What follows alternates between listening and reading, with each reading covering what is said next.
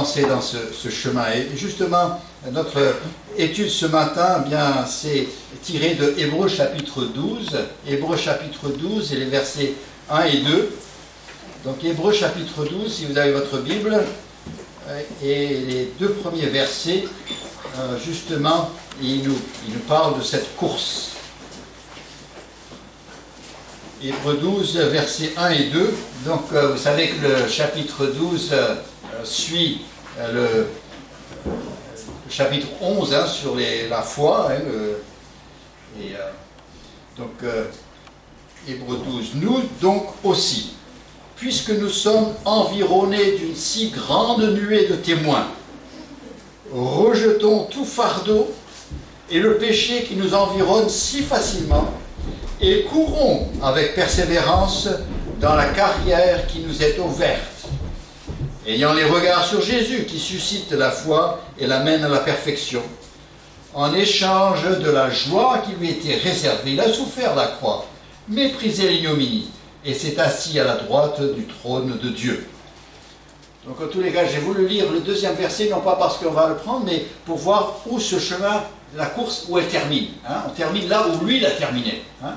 Il nous dit que oui, il a souffert la croix, il a méprisé l'ignominie, mais il s'est assis à la droite du trône de Dieu. Donc c'est là où nous allons. Dans Éphésiens, nous avions le mot marcher. Donc ici, il nous propose une course. On pourrait même comparer plutôt à un marathon. Un marathon, et vous savez que quand ceux qui vont courir un marathon, eh bien, ils se défait de tout poids. Tout ce qui pourrait être inutile, eh bien, il s'en défait. Il enlève tout ce qui est encombrant, qui pourrait l'empêcher de courir. Et bien sûr, il s'assure qu'il n'y a pas de cailloux dans la chaussure. Et puis aussi que les chaussures sont bien attachées, les lacets sont bien attachés. Et ça, c'est avant de partir. Il s'assure que cela.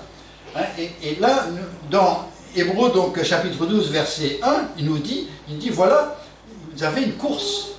Et donc, si vous êtes sérieux concernant cette course, eh bien alors, vous allez vous défaire de tout ce qui est inutile pour cette course.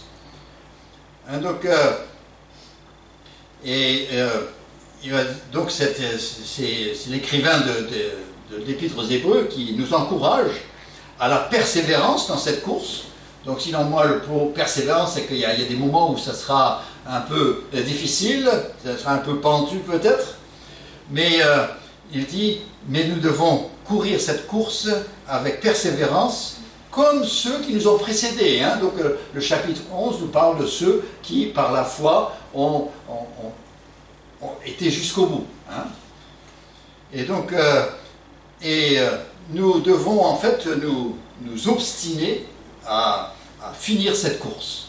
Je ne vais pas m'arrêter quand j'ai mal, je ne vais pas m'arrêter quand je suis fatigué, non, je vais aller jusqu'au bout. C'est ça la détermination.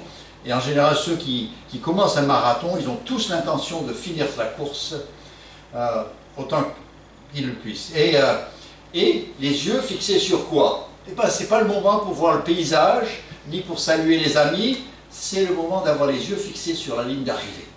Et donc, il nous dit, ayant les yeux fixés sur Jésus.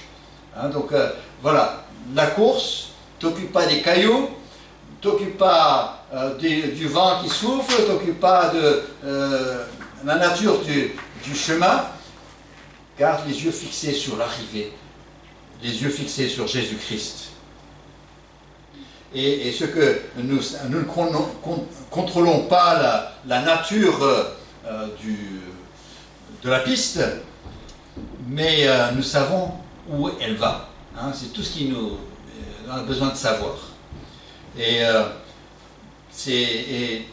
donc là, il nous dit de rejeter tout fardeau, donc tout ce qui n'est pas utile pour ta marche avec le Seigneur, tout ce qui est superflu, tout ce que tu as pu accumuler sur la route et qui n'est pas utile pour cette nouvelle vie, cette nouvelle marche, eh bien, tu dois t'en défaire et surtout le péché. Il n'y a rien qui ralentit comme le péché. Hein, et surtout, il dit le péché, c'est-à-dire cette nature pécheresse qui est là et qui influence et qui agit.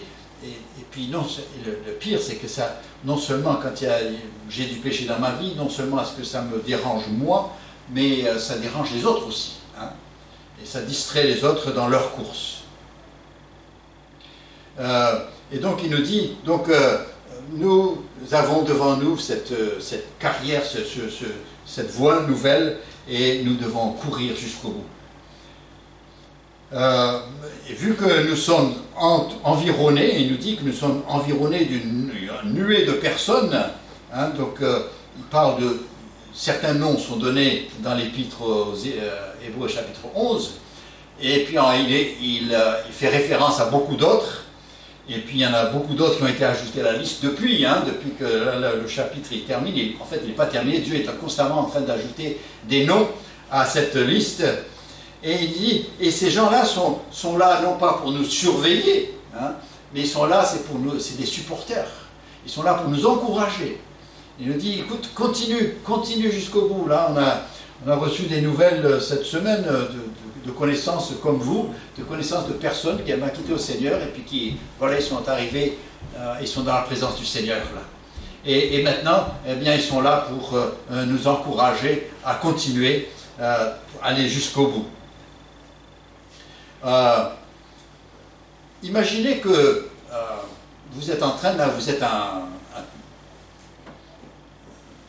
quelqu'un qui est en train de regarder cette course, hein, vous êtes quelque part sur le long du trajet, hein, pour encourager, pour donner un verre d'eau, n'importe, hein, et puis parmi les coureurs, vous voyez arriver quelqu'un avec, il a bien un grand numéro, hein, sur sa poitrine, mais il est en train de porter des grosses chaussures de randonnée, il a un sac à dos rempli de canettes de coca, et puis il a un sandwich au salami dans la main, et puis il est en train d'arriver. Vous dites, il y a quelque chose qui ne va pas là.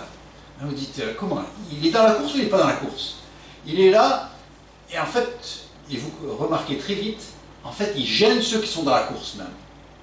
Vous savez, et ça arrive dans les églises aussi qu'il y a des gens qui, ils ont le numéro, oui, ils ont le numéro, ils se sont inscrits à la course. Mais ils ne sont pas en tenue. Et ils sont encore en train de porter les habits de ceux qui ne sont pas dans la course. Et puis ils gênent. Hein, ils ont encore des activités qui ne sont pas les activités de chrétiens. Ils ont encore d'autres activités, ils ont encore d'autres désirs. Ils sont préoccupés avec autre chose, ils sont en train de satisfaire d'autres besoins. Et finalement, ils gênent. Hein, si nous voulons que l'Église avance avec le Seigneur, eh bien, il faut que tous nous soyons dans cette perspective, nous soyons dans cette pensée, hein, de courir jusqu'au bout et de nous encourager les uns les autres. On n'est pas... la différence de notre course de celle des marathons, c'est que chacun essaie d'arriver avant l'autre et puis des coups de coude et des choses comme ça. Tandis que nous, on est là, on tire, hein, celui qui est fatigué, on le tire, on l'encourage et puis on veut y aller. Hein, c'est toute une autre attitude, parce que la question, c'est pas qui arrive le premier, c'est une question du fait qu'on arrive. Hein, donc on s'encourage mutuellement. Et donc que le Seigneur nous aide à ne pas être celui qui a le numéro comme ceux qui sont inscrits dans la course, mais qui finalement il est en train de vivre autre chose. Hein.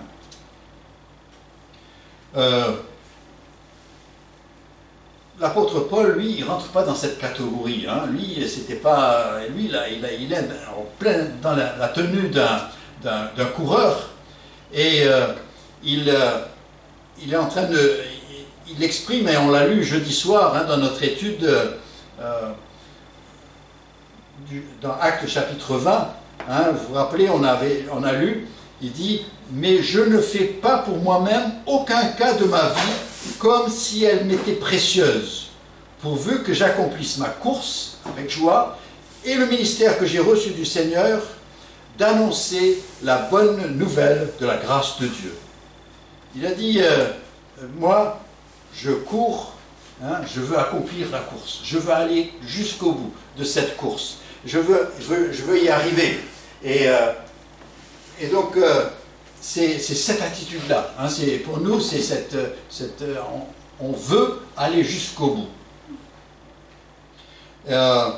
L'apôtre Paul avait l'esprit et le comportement d'un coureur, parce qu'il se réclamait être un coureur, et on le voyait dans sa vie. Hein, tout le monde comprenait qu'il était dans cette course. Et certainement que l'apôtre Paul, pendant tout son ministère, eh bien, il entendait l'écho de la voix de Jésus qui l'a interpellé sur le chemin de Damas. Hein, Dieu qui lui a parlé, et Jésus qui lui a parlé, qui lui a dit écoute, pourquoi me persécutes-tu?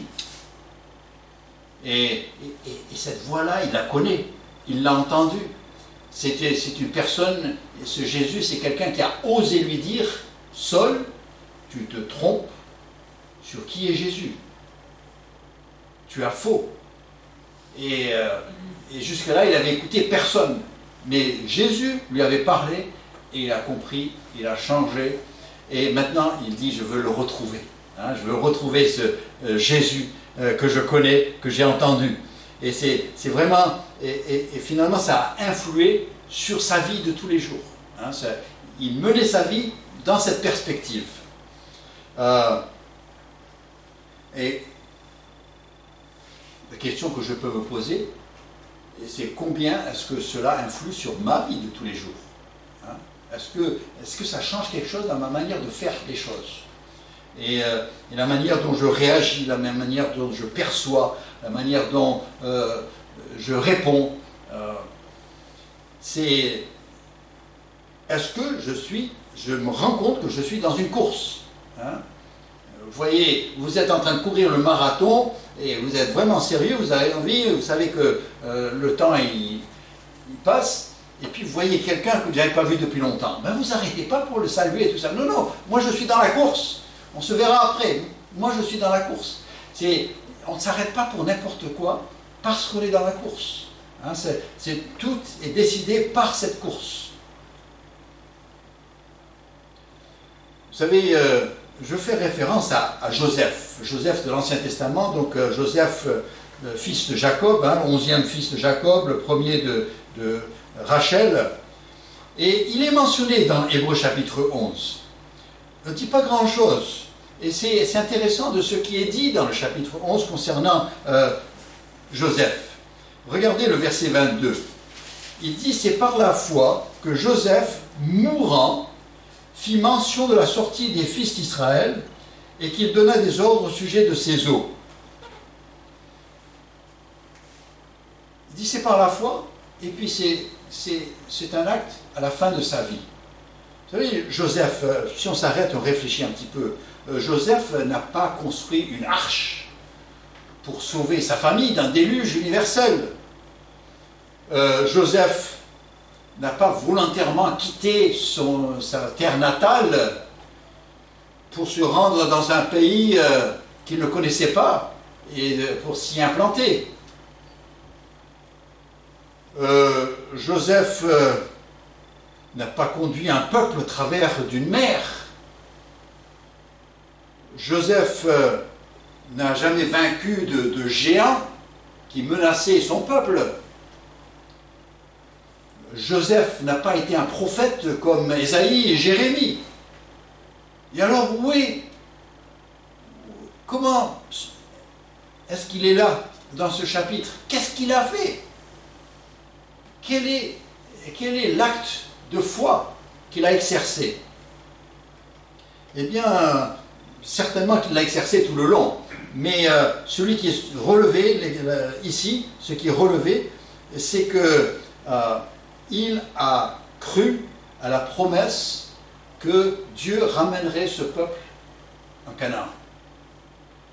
Et donc, en mourant, il a donné les instructions, il a dit, écoutez, je vais mourir, mais vous, ici, nous sommes en Égypte, ils savent comment embaumer un corps pour que ça le préserver, donc vous allez garder mon corps, et puis quand vous partirez d'ici pour retourner en Canaan, eh bien vous emmènerez mes os.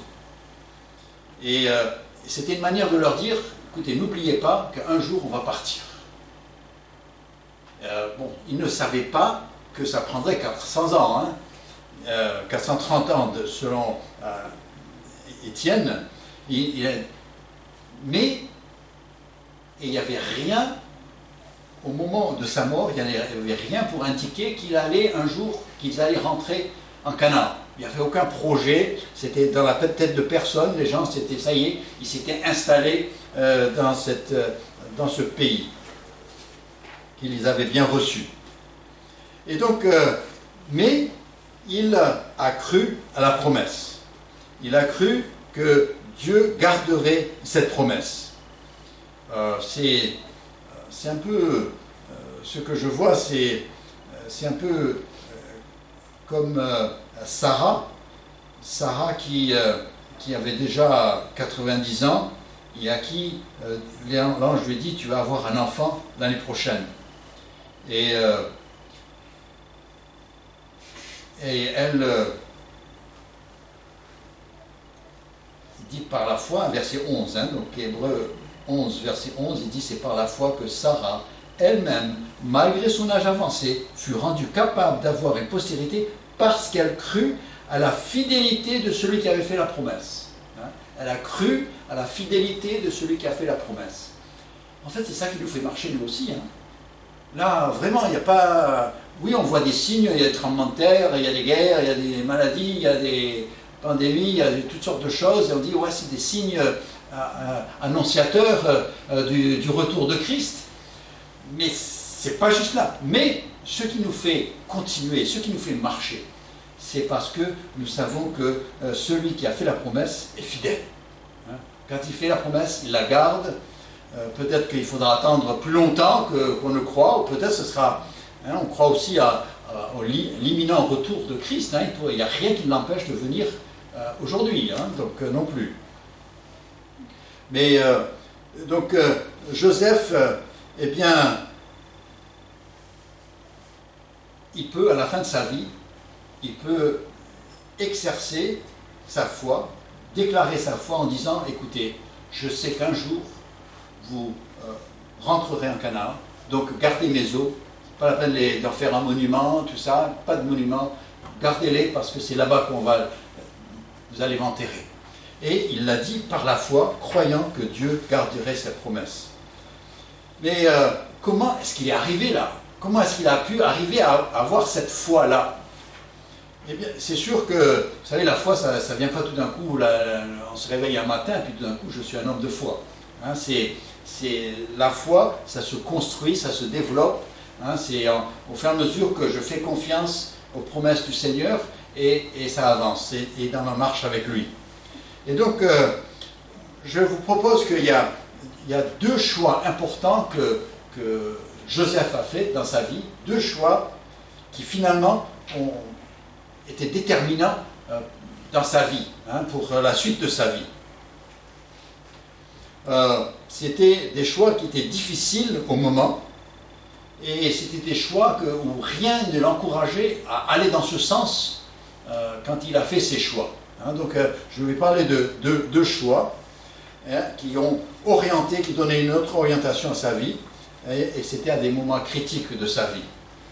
Alors, vous connaissez certainement l'histoire de Joseph, et le premier choix déterminant, eh bien, c'est à une époque de grand succès, où tout allait bien. Il était chez Potiphar, et Potiphar lui avait fait confiance, et lui avait remis la direction de tous ses biens, et pourtant il n'est qu'un jeune homme,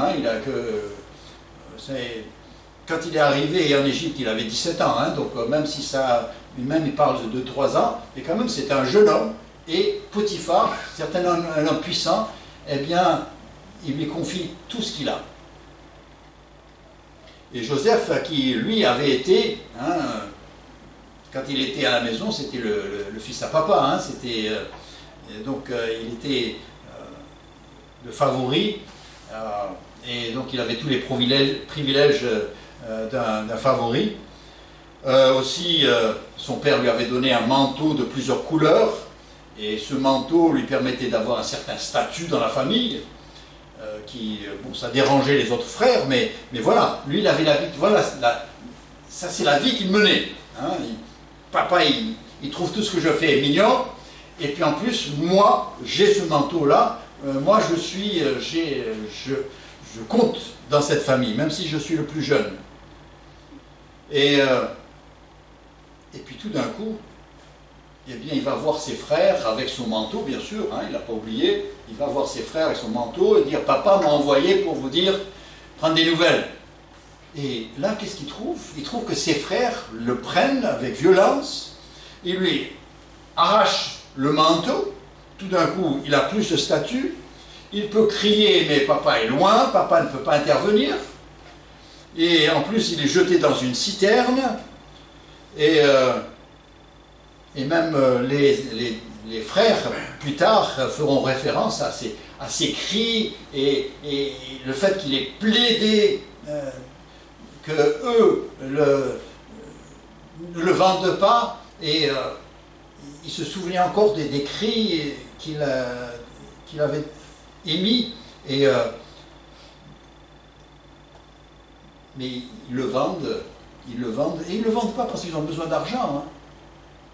Ils le vendent, comme on dit, pour aller se payer une bière, comme on dit. Hein, ils le vendent, ils n'ont pas besoin d'argent, mais ils le vendent, mais surtout, ils le vendent, c'est pour, et comme il nous est dit, ils se dirent l'un à l'autre, ils le vendent pour, en fait, pour rendre impossible la réalisation de ses songes. Hein, vous savez qu'il avait des songes, et dans les songes, tous les frères se prosternaient devant lui. Alors, eux, maintenant, dès qu'ils l'ont mis dans la citerne, dès qu'ils l'ont vendu, eh bien, ils se sont dit, maintenant, on verra ce qui en viendra de ces songes. Hein, comment ils pourront se faire. Pour eux, donc, vous imaginez, mettez-vous à la place de Joseph. Bon, déjà, peut-être qu'il était trop gâté, ça c'est un autre problème, mais tout d'un coup, eh bien, ça y est, on me passe à quelqu'un d'autre, plus retour, je vaux rien du tout, je n'ai plus de droit, on ne m'entend plus, et puis je pars dans un pays duquel je ne vais jamais revenir. Et là, il est acheté par Potiphar, et on lui confie une tâche, et Joseph est là, et bon, déjà, il est, comme je vous ai dit, il a 17 ans, et puis il nous dit aussi dans Genèse 39 qu'il était beau de taille et beau de figure, mais il est là, et très vite, Potiphar remarque ses capacités de gestion et il lui confie l'intendance de tout. Et il nous dit dans Genèse 39, il nous dit que l'Éternel était avec lui. Hein, l'Éternel était avec lui. Et en plus, il dit dans 39 versets 2 et 3, hein, il nous dit qu'en plus, Potiphar s'est rendu compte que l'Éternel était avec lui. Donc, c'est pas seulement que Joseph a pu voir que l'Éternel était avec lui, mais c'est que Potiphar a pu voir que l'Éternel était avec lui. Et donc la bénédiction venait, non pas de Joseph, mais venait du Dieu de Joseph. Et donc tout va bien. Ça c'est l'idéal, les positions. Et puis, tout, comme on dit, hein, tout ce qui touche devient de l'or. Et puis, quelque part, va arriver la situation critique. Parce que Satan, vous savez, Satan ne sait pas tout. Hein, il ne sait pas tout. Mais il a des oreilles. Et il est toujours attentif à des indices. Il est attentif aux indices qu'il voit, et ce qu'il entend. Il ne sait pas quels sont les projets de Dieu pour Joseph, mais il a entendu Joseph raconter ses songes. Et les songes, on sait que Dieu est en train d'exprimer des intentions. Et des bonnes intentions pour Joseph. Donc le diable, même si les frères ne croient pas, même si Jacob dit rien là-dessus, mais Satan n'a pas oublié. Et Satan se dit, ça c'est un homme, Dieu a des intentions pour lui, il faut que je gâche ça. Et donc, là, en pleine situation où tout va bien, Joseph, enfin, il retrouve une vie agréable, et peut-être plus agréable que ce qu'il avait chez son père, seulement que son père le manque, mais... et juste à ce moment-là, ben, c'est la femme de Potiphar qui le remarque. Satan va mettre un piège là pour Joseph, et du point de vue piège, il est bien fait. Hein. Satan, il n'est pas bête, et il choisit bien ses pièges, il sait bien le faire. Parce que là, Joseph tout d'un coup se trouve dans une situation. Il se laisse entraîner par la femme de Potiphar. Après tout, c'était son idée, et certainement qu'elle sait comment cacher les choses, et soit il part avec elle, mais vous savez, dans ces situations-là, éventuellement, on est toujours attrapé. Hein, ça sort, la vérité sort toujours. Hein, il suffit de lire, je ne vais pas le faire aujourd'hui, mais vous lisez Proverbes chapitre 7, et il va dire, méfie-toi des paroles doucereuses, parce que la fin, elle est terrible. Hein, c'est celui qui se laisse entraîner dans ces belles paroles, et bien finalement, il se retrouve à l'abattoir. Hein, c'est un peu ça que Salomon dit, et bon, il a des raisons pour dire ce qu'il dit, mais Proverbe 7. Et puis après, mais si Joseph refuse et dit non, eh ben, il perd son poste. C'est-à-dire, n'importe comment, ça ne va pas marcher. C'est-à-dire, c'est là où je vous dis que Satan, il prépare bien ses coups, et là, n'importe comment, c'est perdu. Et là, bon, là, je vais évoquer ce qu'on parfois on fait référence, on dit, oui, mais Dieu, dans 1 Corinthiens 10, 13, il nous dit que Dieu ne permettra pas que nous soyons tentés au-delà de nos forces. Pourquoi est-ce que Dieu permet qu'il arrive dans cette situation-là? Eh bien, la première chose, je vous dis que s'il y a la promesse de 1 Corinthiens 10, 13, Dieu ne permettra pas que vous soyez tentés au-delà de vos forces, il n'est pas en train de dire que vous ne serez jamais dans une situation éprouvante. Seulement, il dit que je vais vous accompagner. Ça ne causera pas votre perte, mais c'est pour vous faire grandir. Hein? Et donc, là, Dieu va permettre à ce que Joseph se trouve dans cette situation qu'il ne peut pas échapper. Quoi qu'il fasse, il est pris et il est neutralisé. Donc s'il part avec la femme de Potiphar, c'est un péché qui va lui entraîner, qui va gâcher sa vie. Et puis s'il résiste, eh bien vous savez qu'il se retrouve dans une prison, et pas n'importe laquelle. Aujourd'hui, on appellerait ça la prison politique de l'Égypte. C'est-à-dire c'est une prison de laquelle on ne sort que si Pharaon nous appelle. Hein, sinon, on est là pour de bon. Et vous savez, combien de chrétiens, eh bien, Satan a réussi à les mettre dans des situations pareilles. Il les met dans une situation où, quoi qu'il fasse, c'est dur. Quoi qu'il fasse, alors qu'est-ce qu'on fait? Je vais dans ce sens-là, je suis perdu. Je vais dans ce sens-là, eh bien peut-être ça peut être agréable au début, mais après c'est difficile. Hein? Et alors, vous savez, Joseph a tranché. Il a tranché.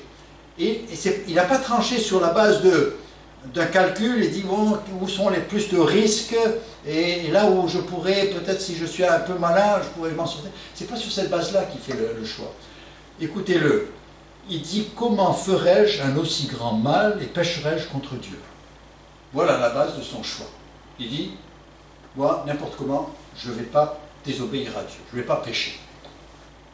Advient ce qui advient, mais moi, je reste. Il a dit, c'est pas une question de est-ce que la femme de Potiphar sera capable de me cacher et puis personne ne saura, et puis surtout mes parents sont loin, et oui, c'est pas une question de est-ce que je peux tromper Potiphar et puis faire semblant d'être avec lui, puis finalement je suis en train de le trahir, c'est pas sur cette base-là.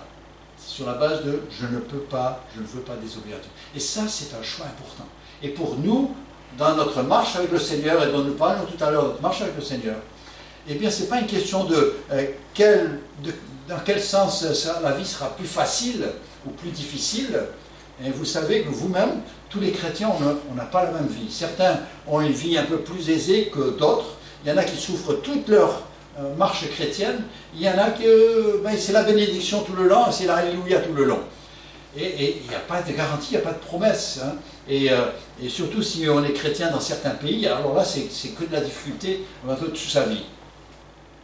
Donc, mais ce n'est pas sur cette base-là qu'ils font le choix de marcher et de suivre le Seigneur, d'obéir au Seigneur. C'est sur la base de qu'est-ce que le Seigneur veut de moi et comment est-ce que je peux lui plaire. Joseph a fait un choix. Il a choisi, dans ce cas, il a choisi la pureté plutôt que le succès. Un succès temporaire, parce qu'éventuellement ça termine. Et le résultat, bon, il est enfermé pour un temps indéterminé. Mais il est fidèle. Il fait confiance à Dieu, même s'il ne voit rien, même si le Seigneur ne lui parle pas, ne lui dit pas, écoute, je te sortirai de là, t'en fais pas. Rien, il n'y a rien. Il dit, moi, et c'est un peu l'attitude des amis de Daniel, hein, quand le roi il a dit, écoutez, moi je vais vous jeter dans la fournaise. Ils ont dit, écoute, ou vous vous adorez, vous prosternez devant mon idole, ou je vous jette à la fournaise. Et ils ont répondu, nous on va adorer Dieu, on ne va pas adorer donc la fournaise, Dieu il peut nous protéger, il peut ne pas nous protéger, n'importe comment, nous on suit Dieu. Hein, c'est le même choix, hein, et c'est le choix qui est souvent devant nous. Hein, je fais confiance à Dieu, je suis Dieu, même si ça va rendre la vie plus difficile, je vais suivre Dieu. Et c'est ça la préparation dans la vie de Joseph.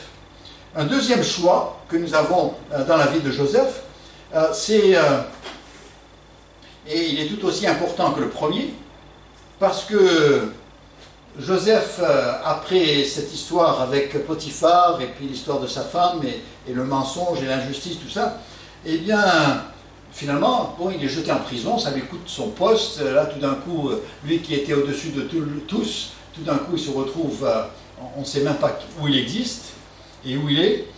Hein, et il aurait pu se laisser entraîner. Vous savez, dis-moi, j'ai honoré Dieu. Il aurait pu se dire, mais moi, j'ai obéi à Dieu. J'ai décidé de rester pur. Et c'est comme ça que Dieu me remercie. Hein, c'est comme ça qu'il me bénit. Et je suis dans cette prison-là, de laquelle je ne vais jamais pouvoir sortir. C'est comme ça. Mais vous savez, hein, je ne vais pas demander qu'on lève les mains pour me dire que moi, je n'ai jamais pensé comme ça. Vous savez, c'est rien de plus naturel. Dire, ah voilà, c'est comme ça que tu traites tes enfants. Nous, on décide de te suivre et c'est comme ça que tu fais avec nous. Et on peut partir dans cette pensée, vous savez, et vous serez un chrétien malheureux, hein, triste. Là, Joseph se trouve dans une situation où il peut se dire, écoute, le gagnant ici, c'est Satan. Hein. Ah, lui, il a réussi son coup, je suis bloqué, n'importe comment, je peux rien, je peux pas devenir quelque chose, d'ici, bon, on ne sortira jamais.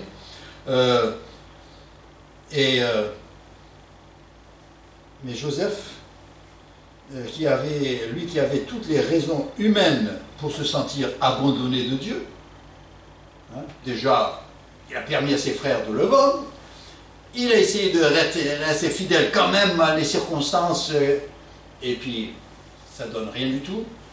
Vous savez, et puis si jamais, dans ces moments seuls, il se disait, mais les songes que Dieu m'a donnés, c'était du vrai ou pas du vrai? Et ces songes-là, hein, par ces songes, Dieu avait montré qu'un jour j'aurais des pouvoirs. Et là, maintenant, comment est-ce que ça va arriver? Dieu, vous savez, hein, dans notre esprit, ça peut aller très très vite. Et il fallait beaucoup de foi pour se maintenir. Il aurait pu se laisser aller à l'amertume et dire moi, mes frères, comment ils m'ont traité, et puis se laisser partir dans le désespoir à cause de la tournure des choses. Moi, j'ai été fidèle, et puis voilà ce qui m'arrive, et voilà comment ça se passe. Et vous savez, Joseph a décidé de ne pas se laisser aller aux pensées d'injustice, de trahison, d'abandon. Il n'a pas permis que ces pensées l'occupent. Hein, et vous savez, souvent c'est une autre chose qui détruit beaucoup de chrétiens dans leur vie. C'est qu'à chacun d'entre nous, il y aura des injustices, il y aura des moments où c'est vraiment parce qu'on voulait, et parfois c'est notre faute, parfois c'est la faute de quelqu'un d'autre, parfois c'est... Et on est là, on dit, Dieu, pourquoi? Dieu, où sont tes promesses? Et puis et on crie et on relit les promesses qu'il a mis dans la parole, on les relit à Dieu et on lui dit, Dieu, et cette promesse-là alors? Et tu as dit que si je demande, j'aurai, et puis j'ai rien, et ça fait des années que j'attends, il n'y a rien. Et vous savez, et ce genre de choses, si je me laisse partir avec ce genre de pensée, ce genre de réflexion, eh bien vous savez, ça ne changera rien à la vie des autres, mais moi ça détruira ma vie spirituelle. Hein, et je perds ma joie, et puis finalement, dans cette course, eh bien finalement je commence à plus courir aussi vite, et puis bientôt je ne fais que marcher, et puis après je suis en train de traîner les pieds, et arrive un moment, je m'assois sur un caillou, sur le bord du chemin. Et je me plains. Mais Joseph, qui avait toutes les raisons pour se décourager, pour faire une dépression, il avait tout, hein, on lui aurait donné raison même, ben, il n'a pas permis. Il s'est relevé parce que très vite, il va trouver une activité dans la prison, et il nous dira même, dans ce Genèse 39, il nous dira même que le chef de la prison va remarquer sa bonne disposition, et il va remarquer que l'Éternel est avec lui. C'est pourquoi, d'abord, c'était Joseph qui a pensé autrement. Il n'a pas fait ce qui était naturel, il a fait ce qu'il devait faire, les pensées selon la foi. Non, Dieu est fidèle, même si je ne vois rien, si je ne comprends rien, Dieu est fidèle. Et très vite, très rapidement, eh bien, il ressort de sa vie. Donc vous savez, si quelqu'un arrive à fonctionner et à servir et tout ça de manière à ce que ça se voit que Dieu est avec nous, eh bien c'est qu'il y a quelque chose qui a été réglé dans notre cœur. Hein. On ne peut pas avoir de l'amertume dans le cœur et puis on transparaît comme quelqu'un qui a la bénédiction du Seigneur. Hein. Donc il y a eu quelque chose en jeu. Mais il faut admettre que pendant 2 ans, il n'y a rien pour l'encourager. Hein, pendant 2 ans, il n'y a aucun signe de sortie, il n'y a rien du tout, personne ne sait qu'il existe. Et même les deux le panetier et puis les chansons de Pharaon qui étaient là, et à qui il a donné un message parce qu'eux sortaient, ben eux, une fois sortis, ben, ils ont tout oublié. Et ils l'ont oublié. Voilà, maintenant, on est bien. Bon, l'un est mort et puis l'autre, il a retrouvé sa place, ils l'ont oublié. Mais, et vous savez, 2 choix importants. Premier choix, Joseph a fait, moi, je vais obéir à Dieu, peu importe ce qui m'arrive, ce que ça entraîne. Et deuxièmement, il a dit, je ne vais pas me laisser aller à l'amertume et à l'injustice et tout ce que ça peut faire dans ma vie. Mais moi, je vais me lever au-dessus, je vais faire confiance à Dieu. Et en fait, il va exercer une foi qui ressemble à celle de Moïse. Hein. Il nous est dit dans Hébreux 11, verset 27, il nous dit car il se montra ferme comme voyant celui qui est invisible. Il se montra ferme comme voyant celui qui est invisible. En fait, c'est ça que faisait Joseph. Il ne voyait rien, mais en même temps, il fonctionnait avec confiance et assurance, comme celui qui voit alors qu'il n'y a rien de visible. Hein? Et c'est ça que nous voulons pour notre marche avec le Seigneur. Alors, ayant dit tout cela, ben je dis, est-ce que, hein, c'est à nous, chacun de nous, de regarder, hein, Joseph avait ses épreuves, mais moi je dois regarder à ma vie, hein, qu'est-ce que j'ai dans ma vie qui pourrait freiner, hein, quelque part je n'ai pas réagi comme je devrais, quelque part j'ai douté, quelque part j'ai fait ce qui était naturel au lieu de faire ce qui était selon le Seigneur, et je sais que ça me ralentit dans ma course avec le Seigneur. Je n'avance pas comme j'ai avancé il y a un certain moment. Hein, et c'est important de s'arrêter, de se dire, hein, Steve, arrête, il faut que je te parle. Il y a ça qui ne va pas. Et si moi je ne me le dis pas, et que je ne m'écoute pas, eh bien ça va me ralentir dans ma marche. Parce que parfois il y a des choses que si c'est quelqu'un d'autre qui nous parle, on n'écoute pas. Hein, en fait, vous êtes, à moins que vous parliez, à moins que je me parle et que je me dise ces 4 vérités, eh ben, il n'y a aucune solution. Hein, donc parfois il faut s'arrêter. Et je peux imaginer ce Joseph, hein, une fois dans cette caravane d'Ismaélites en train de partir quelque part, il ne savait pas où, et puis dans cette prison, quelque part, il a dû prendre possession de ses pensées et de ne pas faire ce qu'il aurait envie de faire, ce qui viendrait naturellement, qui serait peut-être même justifié par un psychologue, mais il a fait ce qu'il devait faire. Et c'est parce qu'il a fait ses choix que plus tard, lorsque ses frères se présenteront devant lui, et ils ne le reconnaîtront pas, et puis après, tout d'un coup, il va se révéler à eux, il va leur dire « Je suis Joseph ». Et c'est sûr que je vous dis, j'aurais pas voulu être à leur place, hein, quand il a dit ça. Mais vous savez ce qu'il a ajouté? Il a ajouté, c'est dans le chapitre 45, verset 5, il dit « Maintenant, ne vous affligez pas, ne soyez pas fâchés de m'avoir vendu pour être conduit ici, car c'est pour vous sauver la vie que Dieu m'a envoyé devant vous. » Vous vous rendez compte où il est arrivé? À quel point il est arrivé? Il ne serait pas là s'il n'avait pas fait ses choix précédemment. Il n'aurait pas pu le dire. Mais parce qu'il a pu faire des choix importants, des actes de foi, hein, ce n'était pas des géants qu'il avait tués, ce n'est pas des mers qu'il avait traversées, c'est pas... mais il a fait quelque chose qui est à la portée de chacun d'entre nous. Hein. Ces situations-là, eh bien, nous sommes confrontés, hein, avec nous-mêmes. Il suffit de bien regarder le gars dans le miroir et on va trouver des choses et des réactions.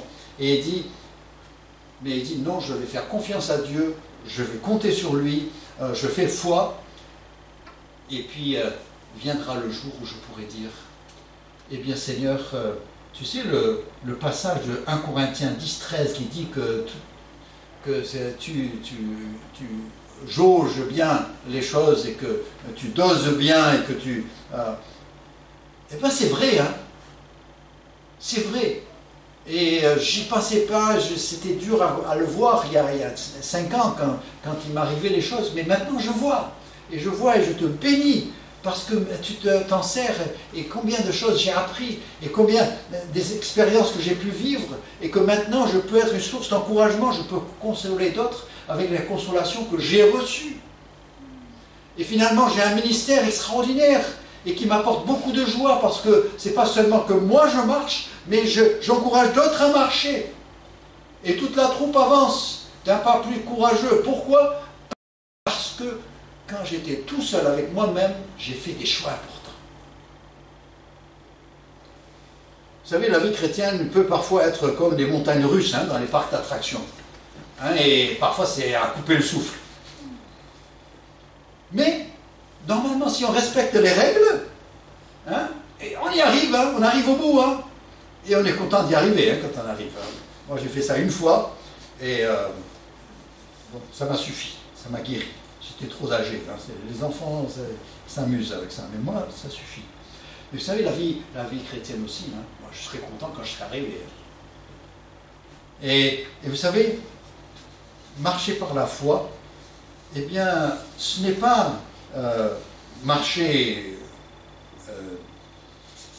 ce n'est pas une question de marcher dans le noir, c'est une question d'avoir une confiance aveugle dans celui qui nous conduit. C'est ça la marche chrétienne. C'est ça, marcher par la foi. C'est pas marcher dans le brouillard, mais c'est avoir une confiance aveugle dans celui qui nous conduit. Et finalement, c'est un peu ça que Joseph avait. Hein. Il n'y avait rien, hein, pour lui, la plupart du temps, c'était du brouillard. Mais il a été jusqu'au bout. Le premier verset de Hébreux 11 dit « La foi est une ferme assurance des choses qu'on espère et une démonstration de celles qu'on ne voit pas. Hein, » Donc le fait de ne pas voir, de ne pas savoir, c'est tout à fait normal. Mais je connais celui qui m'a parlé.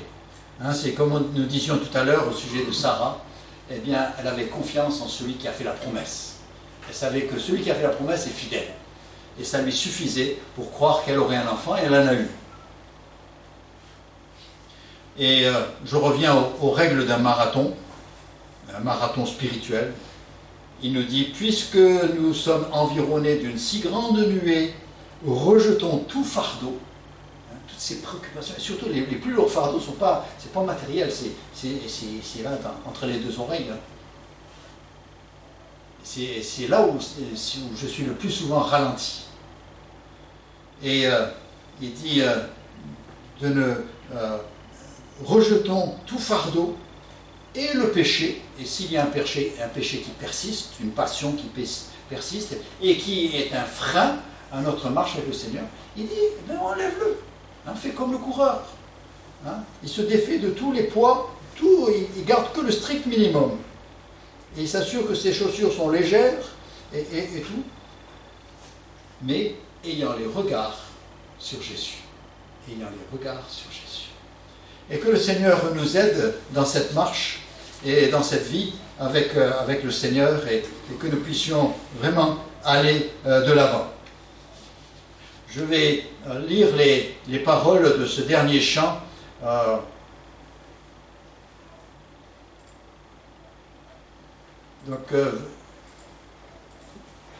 Il nous dit, veux-tu briser du péché le pouvoir?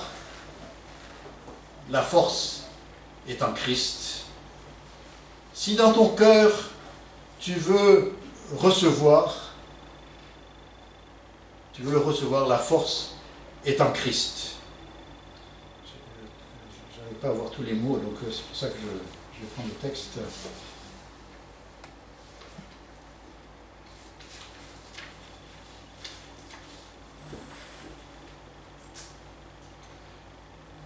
Puis le refrain, c'est « Je suis fort, oui, plus que vainqueur, par le sang de Jésus. »